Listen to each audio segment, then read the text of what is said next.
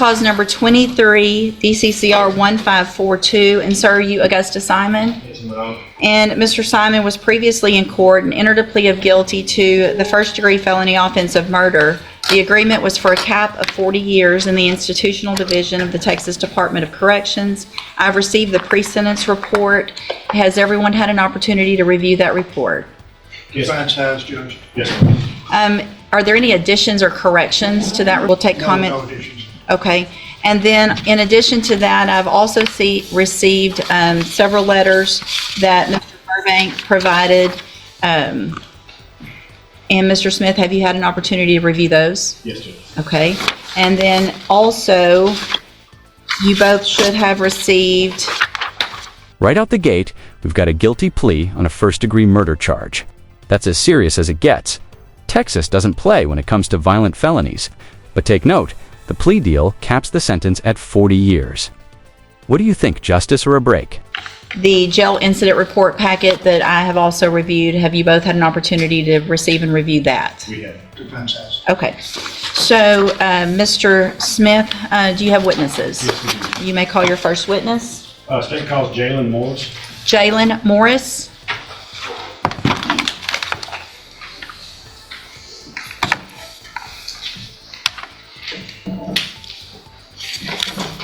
Good morning, ma'am. If you'll raise your right hand, please. Do you swear or affirm the testimony you're going to give in this hearing will be the truth, the whole truth, and nothing but the truth?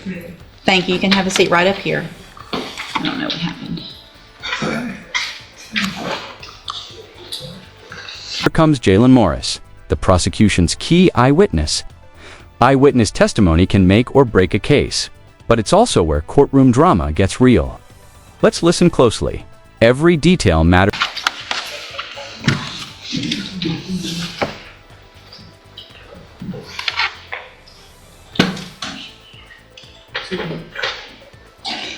And Ms. Morris, if you'll just pull that microphone down a little bit and be sure and speak loudly and clearly so that obviously I can hear you, the court reporter can hear you, and also the attorneys, okay? Thank you. You may proceed.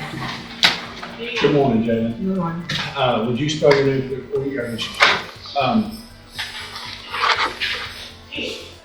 Ms. Morris, do you understand why we're here today?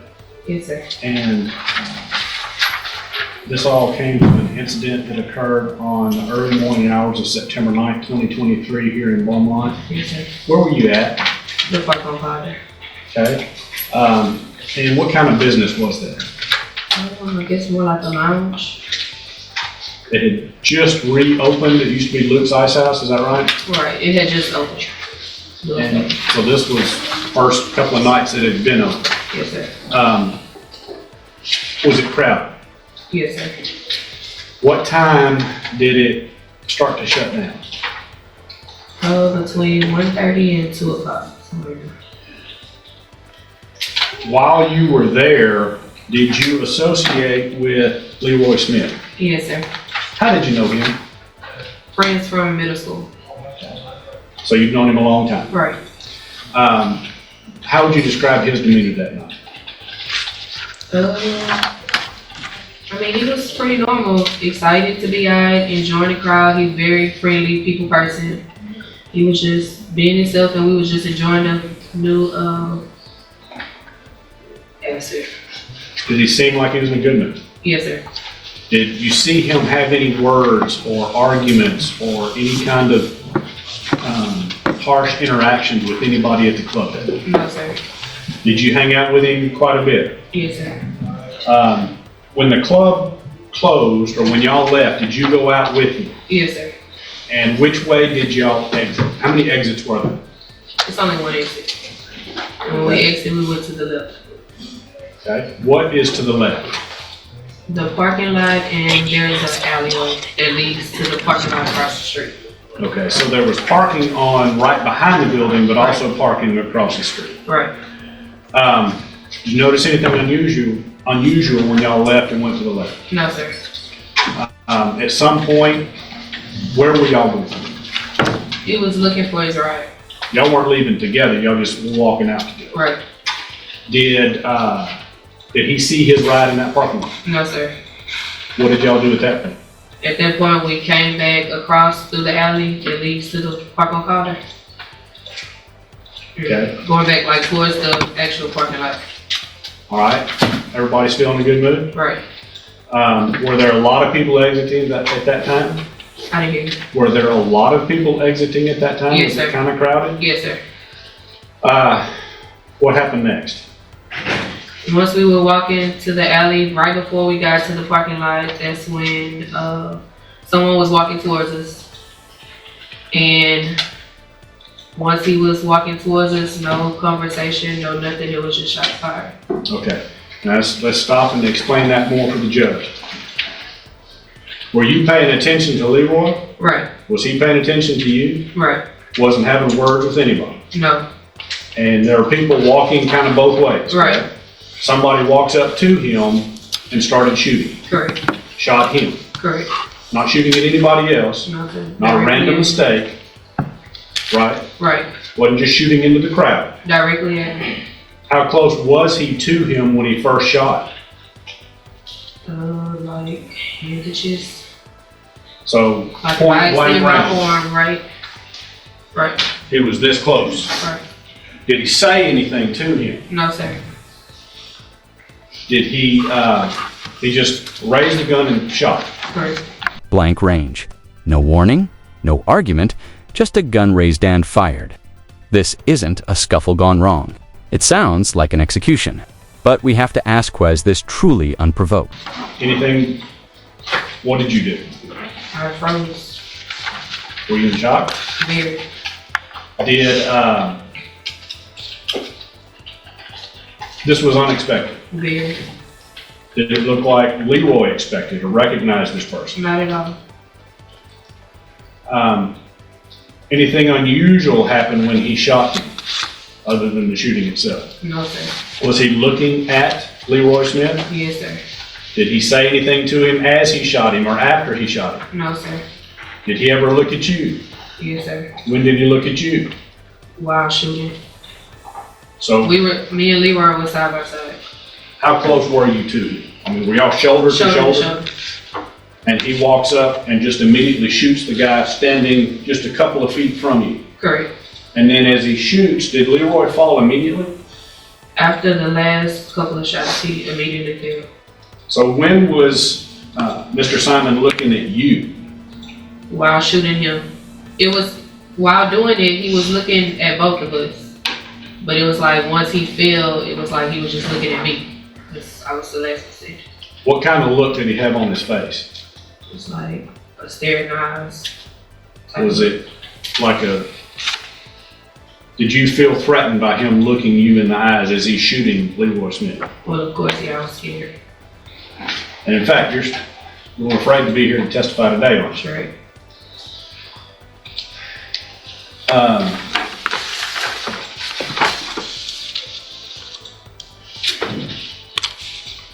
After he shot Mr. Smith, what did he do? Took off running Which direction? towards the parking lot area.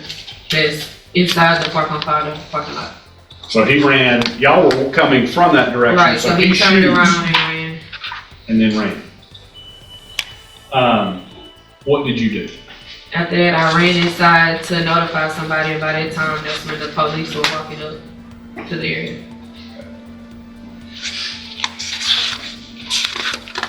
Did you ever see Leroy Smith talking to Augusta Simon that night? No, sir.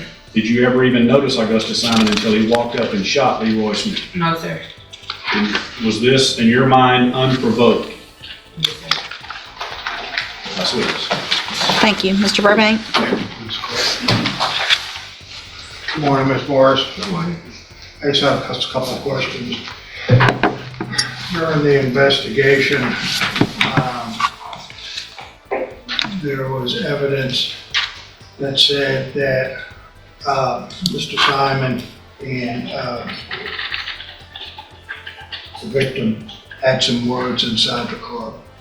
You didn't see that, did you? No, sir. And basically, the words were that in reference to Mr. Simon's uncle that had just been shot and killed. No, I would object to anything that would, that being hearsay. This is punishment, and it's already written in the report. I was just asking if she had heard. Here's where things get complicated. The defense hints that the shooter may have acted out of revenge, possibly over a family member's death. But is that enough to explain or justify what happened? And more importantly, does it change the legal outcome? I think she says she didn't hear anything, but you can ask the question, but not, yeah, go ahead. That they were talking about in reference to Mr. Smith, Mr. Simon, about a recent shooting that killed his uncle. I heard none of it. Nothing like that. No, sir. But when you testified, though, it looks like, or it appears that he was looking at you and Mr. Smith, right? Correct. Walking towards him, and then at that point, that was actually in the alleyway. Correct. When you say the alleyway, was that between two buildings? Correct. And while walking into the alleyway, looking at both of y'all, that's when he I guess, produced the weapon and started firing. Correct. And then you took off for help. Correct. Do you know whether or not Mr. Smith had any firearms on or not? No, sir. Do you know? I didn't see it, You didn't see any? and I've never known him to carry. And he didn't pull anything? No, sir. Thank you, ma'am. Pass it. Thank you. Anything else, Mr. Smith? One more question, Judge. I believe I asked you if it looked like Leroy Smith expected to meet our best assignment. No, You sir. said he did. Did he do anything to try to defend himself? Objection, Your Honor. Oh, I'm sorry. Did he have time to try to defend No, himself? sir. It was quick. No. All right, anything else? No, Your Honor. Thank you, ma'am. You can step down. You may call your next witness. That calls Christy Thomas. And we ask that this witness be excused. That's fine. There, yeah.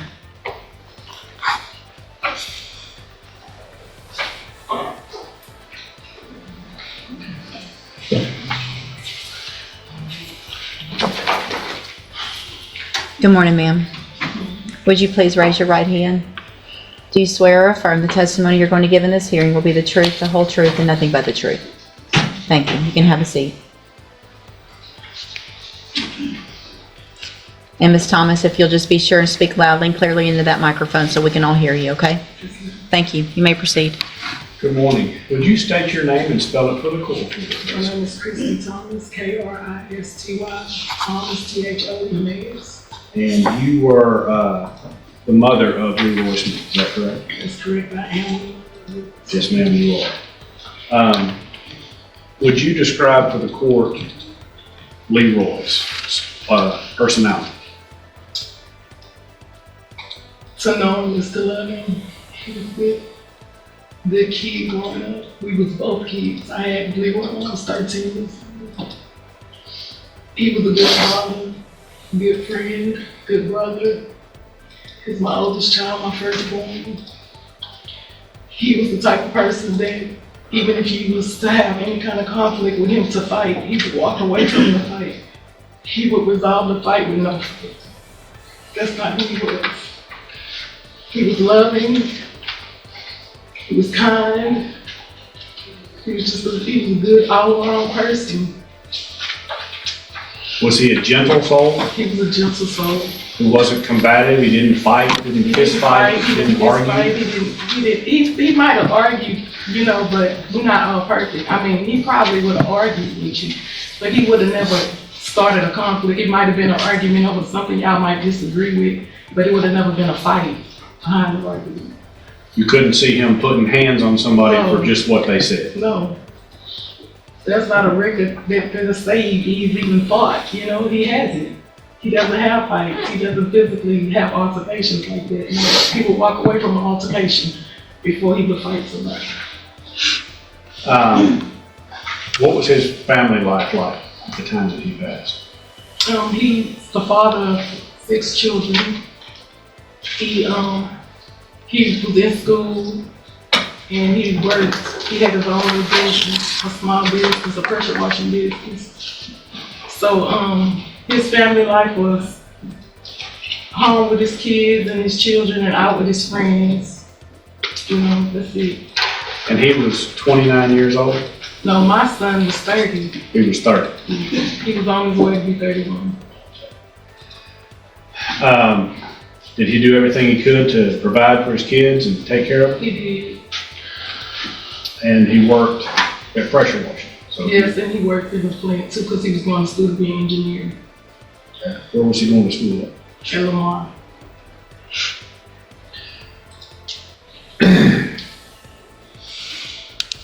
How has his death impacted you?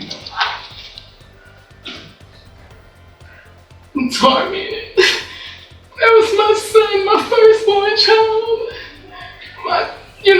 I have to hold everything together with even grief. Grief never go away. Grief only get lighter. It's heavy. But my children took it very hard. That was their big brother. His children, I have them all the time. They suffer even with nightmares. That was heavy. A mother mourning a son describing his life, his dreams, and the pain left behind. Courtrooms aren't just about evidence, they're about the lives torn apart. What would you tell this mother if you were on the jury? About their dad being gone. They don't understand. It's not easy when you lose a child. It's very hard. He wasn't ready. He loved life. And I just feel like his life was cut so short for no reason. He loved life. I can't even see him in agreement with the fact that he's gone, we can't help it when we gone, we gone. I just know that he wanted to live, he didn't want to die. And that's what hurt the most, that he wanted to raise his children, he wanted to be a good father, he was a good son too. He called me every day and asked me how I was doing. We had a really good relationship, he was very humble. A humble person, period. And a forgiving person too. That's what I said. Thank you. Any questions? Ms. Thomas, I'm sorry for your loss. No questions, Judge. Thank you, Mr. Burbank. Thank you, ma'am. You can step down.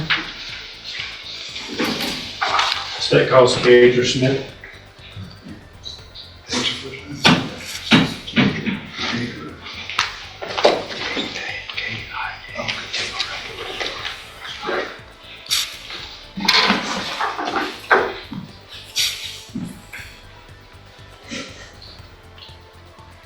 Good morning, ma'am. Please raise your right hand. Do you swear or affirm the testimony you're going to give in this hearing will be the truth, the whole truth, and nothing but the truth? Thank you. You can have a seat.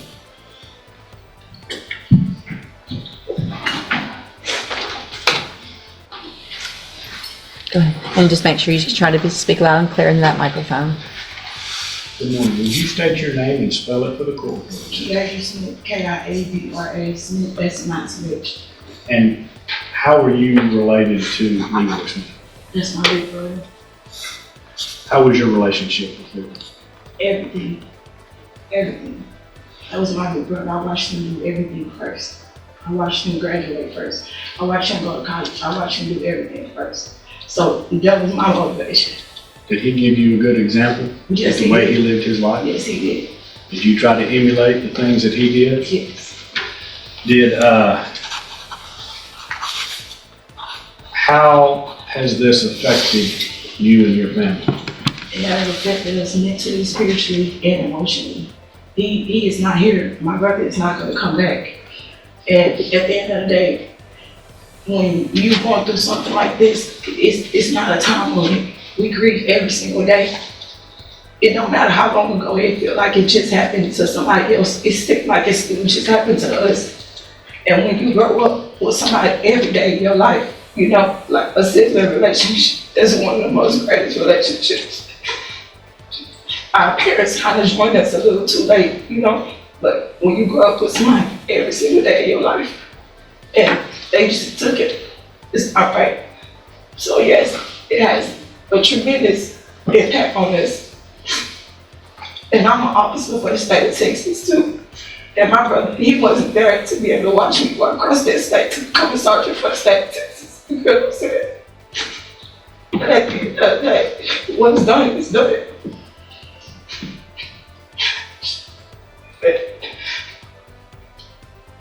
Is there anything else you'd like the judge to know about your brother? He was an amazing person. He loved his family. He loved his kids. Yeah. From one sibling to another, this testimony is raw. She's a state officer, and even she's struggling to make sense of the loss.